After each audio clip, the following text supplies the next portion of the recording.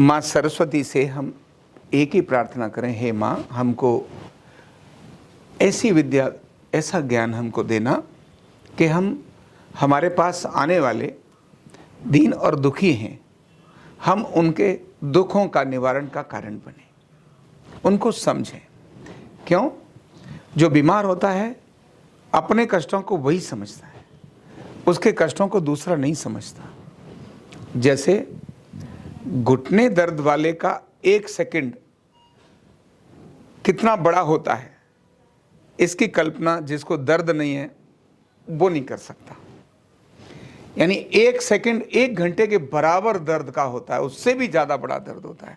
Lift खुली है, आप लिफ्ट में जा रहे हैं, कोई घुटने दर्द वाला आ रहा है और वो अभी आने, वहाँ से लेकर यहाँ तक आने में मुश्किल से 2-3 सेकंड लगेंगे।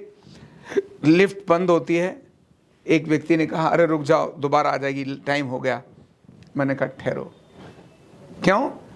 वो जो माता आ रही है ना, जिसका घुटने से चलना मुश्किल है, उसका 1 सेकंड खड़ा होना कितना कठिन है, इसकी कल्पना तुम नहीं जानते हो। तो इसीलिए हमारे पास आने वाले जो जितने भी लोग हैं, जो रोगी हैं, जो हमारे से उपचार कराने आना चाहते हैं, ऐसे रोगियों को हम उनके स्तर पर जाकर उनकी भावनाओं को समझकर वैसा परिणाम देने का कारण बने, उस वैसी हमारी सिद्धता शरीर की और मन की हो, वैसा हमारा नॉलेज हो, वैसी हमारी स्किल हो, हुनर जो हम करते हैं, और हमारा एटीट्यूड भी उसी प्रकार का हो। ऐसी प्रार्थना माँ सरस्वती से हम करते हैं। हे माँ हमको वह बुद्धि और वह विद्या और माधुर्य जरूर देना। माँ सरस्वती हम चिकित्सकों को एक बात और समझाती है। हम सभी चिकित्सक, वो वीणा है ना, उसके पास क्या है, और वीणा से कभी गुस्सा आता है किसी को? नहीं आता। वीणा आनंद का, संगीत का, झनकार का कारण है।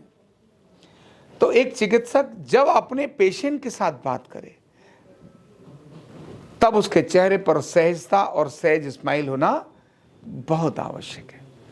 चाहे आप उसको निरीक्षण कर रहे हो, चाहे परीक्षण कर रहे हो, चाहे उपचार दे रहे हो, माँ सरस्वती से ये गुण हमने और लेना है कि हम सदैव अपने पेशेंट के पास जब भी हम देखें शांत हो जाएं। आपको कितना भी गुस्सा किसी बात पर आ रहा होगा, लेकिन जब पेशेंट आपके पास आया तब आप एकदम कूल हो जाने चाहिए, जैसे पानी डाल दिया हो, बिल्कुल ऐसा शांत और एकदम रिलैक्स हो जाना चाहिए।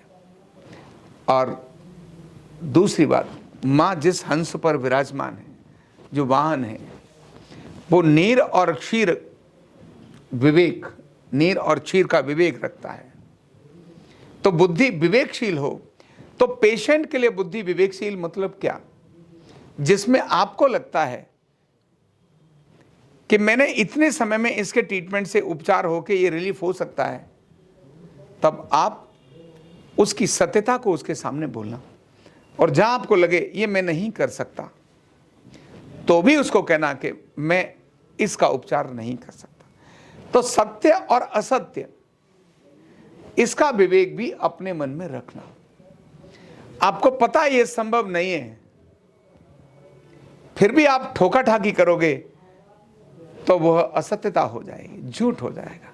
तो इसीलिए अपनी नॉलेज और स्किल ये बढ़ाना और पेशेंट के साथ फेयर डील करना। कौन सी डील करना?